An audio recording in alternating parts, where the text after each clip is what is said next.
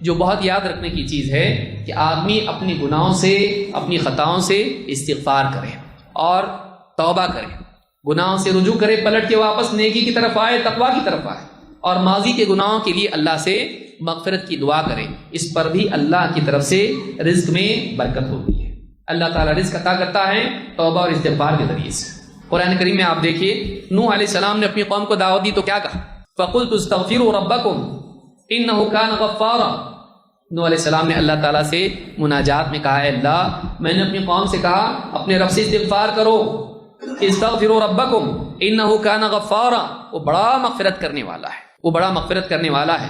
یرسل السماء علیکم مدرارا، وہ تم پر بارش برسائے گا آسمان سے، مدرارا، ایسے اوقات میں، ایسی مقدار میں کہ جس میں تمہارے لیے حرج نہ ہو، ایسی بارش برسائے گا جو تمہارے لیے عذاب نہ ہو، ایسی بارش برسائے گا جس سے تمہارے لیے حرج نہ ہو، تو وقت کے اور مقدار کے اعتبار سے تمہارے لیے کوئی حرج نہیں ہوگا، ایسی نفع والی بارش برسائے گا۔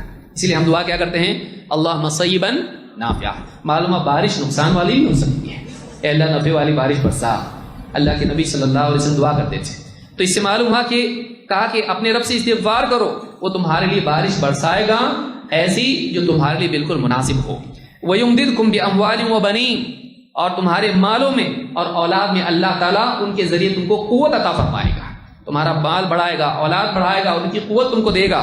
وَيَجْعَلْ لَكُمْ جَنَّاتٍ وَيَجْعَلْ لَكُمْ أَنْهَارًا، اور تمہیں باغات اور نہریں عطا کرے گا۔ تو سب سے پہلے یہ عطا کا ذکر کیا، کیا کیا عطا ہے؟